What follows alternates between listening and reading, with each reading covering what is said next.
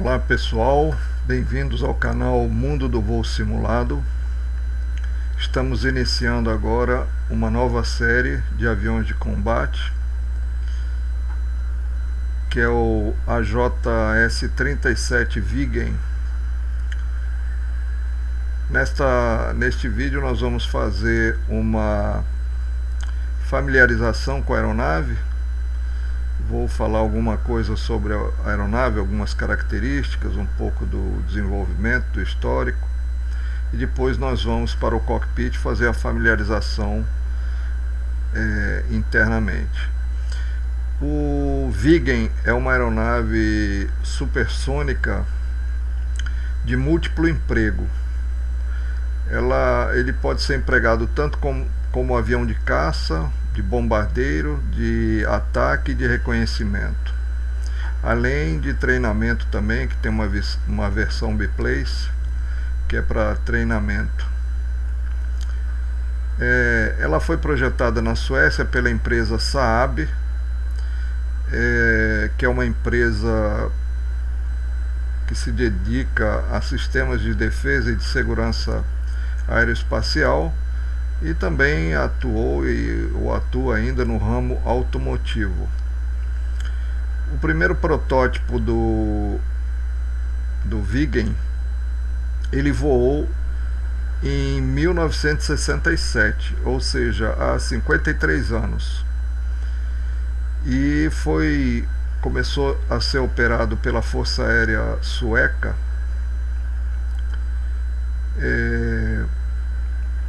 em 1971.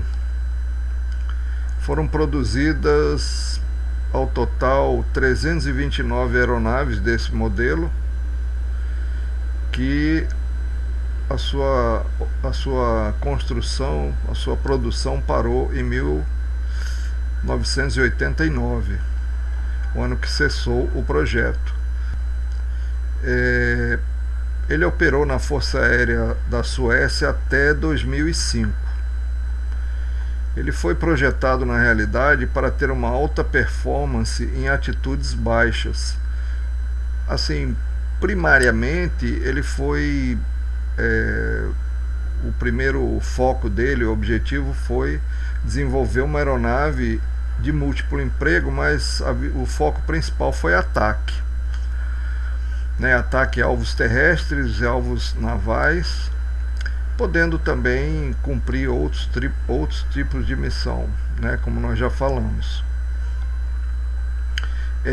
Ele tem uma performance boa tanto em velocidade alta quanto em velocidade baixa. Na velocidade alta, nós temos aqui o perfil dele de configuração de asas, é o perfil delta, perfil de asa delta, que proporciona um ótimo rendimento em altas velocidades.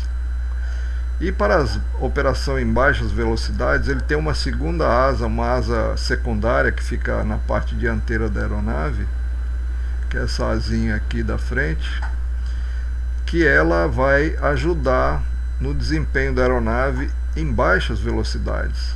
Vocês podem notar que o ângulo de incidência do canar, que é essa asa da frente, ele é maior, assim, consideravelmente maior que o ângulo de incidência da asa principal. Isso faz com que o canar atinja o ângulo crítico, o ângulo próximo do stall, primeiro que a asa principal. Ou seja, em tese, o canar, em tese, estolaria primeiro, mas a aeronave em si não perderia praticamente muita sustentação, porque o canar é menor, então ele simplesmente baixaria o nariz da aeronave e não estola a asa principal. Então, e além disso, o canar ele é equipado com flaps também. E esses flaps são autorreguláveis. O piloto não interfere, ele mesmo se ajusta à situação. Para cada situação, o flap, ele mesmo que se ajusta. Então é uma aeronave que tem uma boa performance, um bom desempenho em pista curta. Ele pode operar em pistas de até 800 metros, dependendo do peso dele, né? Do armamento que ele vai levar, da quantidade de combustível.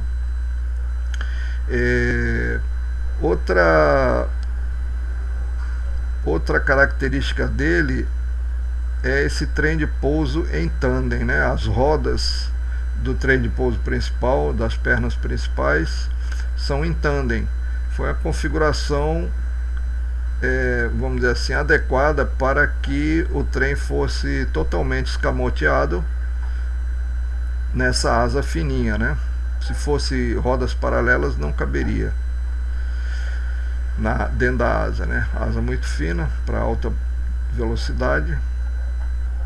Esse avião também tem um sistema de gerador de energia, é chamado RAT, né? RAT, Romeo Alpha Tango, que é a Ram Air Turbine, ou Turbine. Tem alguma parte lá dos Estados Unidos fala Turbine, outra parte fala Turbine, mas não interessa, é uma turbina de ar de deslocamento, né? Então, quando há uma falha elétrica total, né? Essa portinha se abre e esse gerador eólico ele sai, né? Colocado para fora, e o vento vai produzir aí, vai girar o dínamo, né? Que é um geradorzinho, e vai gerar energia elétrica para a aeronave, o mínimo ali para ela operar os sistemas. Então é bem autônomo mesmo esse avião. Ele também tem um sistema de navegação autônomo. Ele não é equipado com ADF, VOR, TACAN. Ele tem um sistema próprio dele de navegação, é completamente autônomo, tem uma boa precisão, então ele dispensa qualquer auxílio de navegação externo. Outra coisa, esse avião também é equipado com reverso, né, que vai dispensar o paraquedas, que muito comum nos outros aviões de caça, né, paraquedas na hora do pouso. Esse avião possui um reverso muito eficiente. Depois, quando dermos a partida na aeronave, a gente vai ver o reverso acionado. Ele fecha aqui umas conchas, impedindo que o ar saia aqui pela saída normal, revertendo o fluxo, e ele sai por essas aberturas nas duas laterais aqui, e também embaixo também tem a mesma abertura.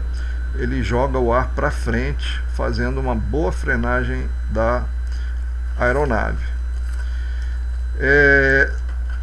No início dos anos 90, a Saab modificou os então AJ-37 existentes, fazendo uma modernização para a época, né, para receber armamento mais moderno. Melhorou também os aviônicos, o sistema de navegação, e surgiu o AJS-37, que é esse aqui que nós estamos mostrando. Exteriormente não difere muito do AJ,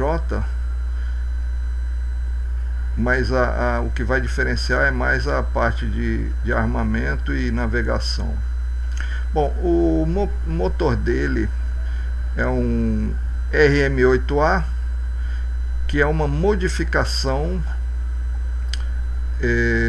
do Pratt & Whitney JT8, o JT8D-22, que foi largamente usado na aviação comercial, né, como nas aeronaves comerciais da década aí de 70, por aí. Só que é um motor altamente modificado. Ele foi incluso nele um pós-combustão, né, um sistema aqui de pós-combustão, né, que é o chamado de afterburner, de 3 estágios. Então tem 3 estágios de queima de combustível depois que o ar quente sai da câmara de combustão e gira a turbina. Então esse ar que sai, ele sai com uma temperatura muito alta. Então borrifado ali na saída mais combustível, e ele aumenta consideravelmente o empuxo. Ele praticamente dobra no estágio 3, ele praticamente dobra o empuxo da aeronave full power sem o pós-combustão, né? Então é muita eficiência, mas em compensação o consumo é extremamente alto. O empuxo desse avião, ele tem aqui em kilonewtons, né? 65,5 kilonewtons na potência comum, full power comum, que é o chamado de military power, né? Agora, com o pós-combustão, o afterburner, acionado no estágio 3, né, ou seja, motor full power mesmo com afterburner, ele vai para 115,5 kilonewtons. Então praticamente dobra, né? De 65 passa para 115 kilonewtons. E a razão do empuxo, o peso, fica na ordem de 5,4 para 1. Essa aeronave, ela tem um teto de serviço de 20 mil metros, o que equivale aí a em torno aí de 60 mil pés aproximadamente, né? A velocidade de decolagem dele fica em torno de 200 a 300 km por hora, a velocidade de lift-off, sendo que o limite dos pneus é 320 km por hora. A velocidade de touchdown no pouso, né? A velocidade de toque na pista, né, no pouso, vai se dar também entre 220 e 310 km por hora. A velocidade máxima é 2 vezes a velocidade do som, Mach 2.0, e esse Mach vai ser atingido numa leitura indicada, não a true airspeed, mas a indicada de 1.350 km por hora. Ele tem um alcance muito bom para uma aeronave de combate, assim. Ele tem, somente com os tanques internos, ele tem 1.700 km de alcance. É um alcance muito alto aí, comparando com as aeronaves russas, que tem apenas aí em torno da mesma época, né, que eu falo, é o MiG-21, por aí, que eles têm aí na faixa de 700 km em condições normais. Ele tem 1.000 km a mais, 1.700 km de raio de ação, e tem também 2.100 km com tanques externos. Com tanques externos ele consegue atingir um raio de ação de 2.100 km. É bastante grande o raio de ação dele, a autonomia, né? A carga aerodinâmica máxima é de 7G. Vamos passar agora para o cockpit, fazer uma familiarização aqui com o cockpit. Então esse é um cockpit do Viggen. Para a época, né, década de 70, era um cockpit bastante avançado e ao mesmo tempo simples, um pouquinho diferente da configuração das aeronaves soviéticas. Bom, o nosso Scanflow começa aqui na esquerda. Então, esse encaixe aqui é para ser colocado um cartucho com dados de navegação. Tem as coordenadas dos alvos, dos pontos da navegação, que o piloto pega no setor de navegação do esquadrão, leva para a missão e coloca aqui. Vamos inseri-lo então. Ok, inserido então o cartão de dados, o sistema de navegação já vai receber esses dados que estão aqui. Depois nós temos aqui a alavanca do trem de pouso, aqui na posição baixada. Ela também é um pouco diferente do normal, né? Enquanto as outras aeronaves têm o comando de trem de pouso nesta posição aqui, ele tem aqui atrás, tá? É um pouco diferente, mas voando nele se acostuma. Isso aqui é outro sistema que ele tem, um auto throttle, quer dizer, vai aliviar a carga do piloto para determinadas manobras. Na posição em cima ele está desacoplado, né? Aqui fica o sistema de luzes internas do painel, floodlight. Aqui é o sistema de trims, né, de compensadores da superfície de comando. Bom, esse manchezinho aqui é o manche que opera o radar. Não vou me ater muito nele não, porque depois vai ter um vídeo só para falar nisso. Aqui a manete de potência, ela está em corte, aqui na posição idle, e ela tem 4 cliques. O primeiro é esse aqui, ó, é o flight idle, né? Idle, flight idle. Depois vem o military power aqui. O primeiro clique é a seção 1 do afterburner. O 2 é a segunda seção. E o 3, terceiro clique, é o afterburner na terceira zona dele, né? No número 3 aqui, full power. Ok, vou deixar em corte. Ok, posição corte. Aqui nós temos a parte elétrica e de partida da aeronave. Só para mostrar aqui a bateria, o interruptor da bateria aqui. Para cancelar é nesse botão aqui. Aqui nós temos a fuel pump. Vamos deixar desligado agora. Aqui é o gerador e aqui é o botão de partida, interruptor de partida. Ok? Já expliquei a partida. Aqui é o comando de radar, ele está em standby. Aqui na posição navegação, aqui o radar ele acende aqui. Ok? Sistema aqui de comunicação, pitch trim, indicador de pitch trim. Isso aqui é o reverso, que atua puxando, ele atua fechando as conchas, e ele fica armado. Não é que ele vai atuar, ele fica armado, né? Então antes do pouso você puxa, ele arma. Quando a roda de nariz tocar o solo, fecha as conchas. E aí você vai na manete acelerando para aumentar a saída dos gases, né, com mais intensidade. Não é automático não. Ok? Aqui é um piloto automático.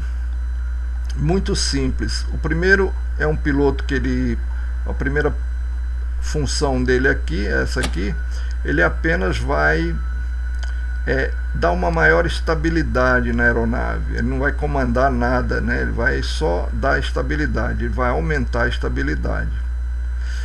Esse aqui é o Attitude Hold.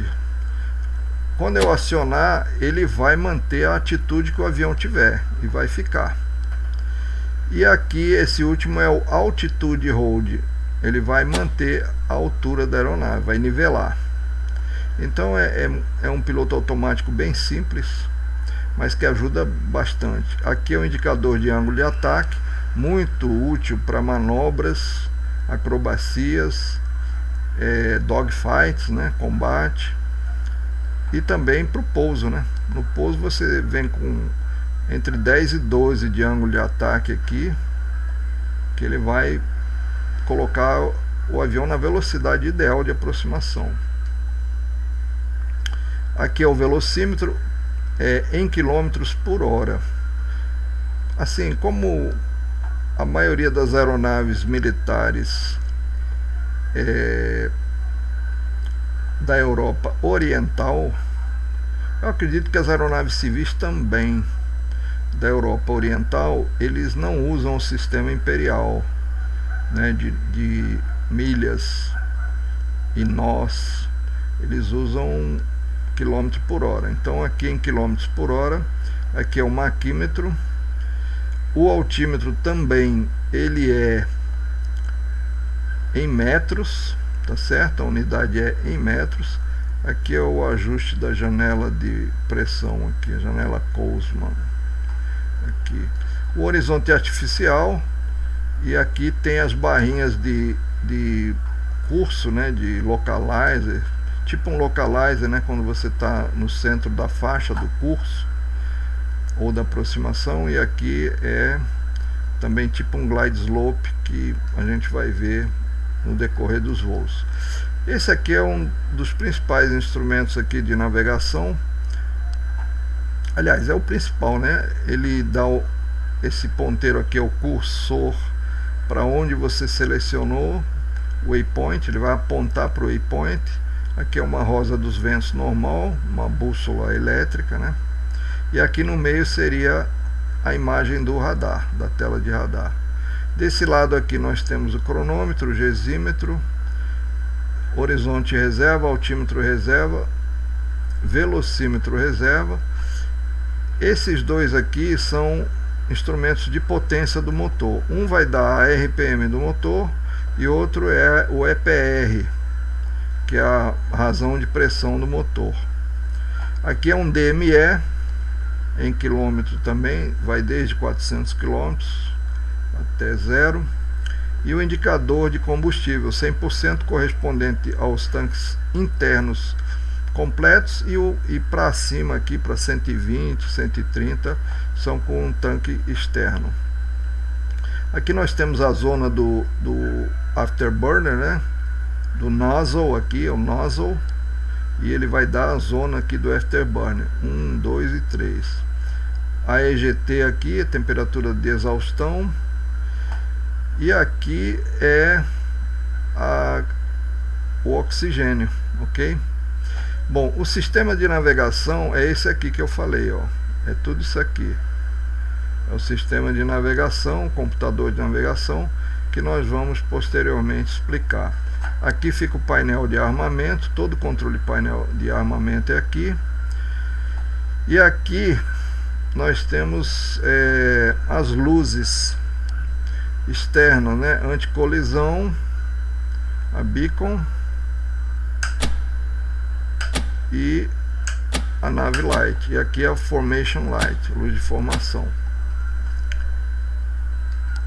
Nós temos aqui também o assento ejetável, e esse comando aqui está na posição desarmada. Aqui o assento ejetável está na posição armada, ok?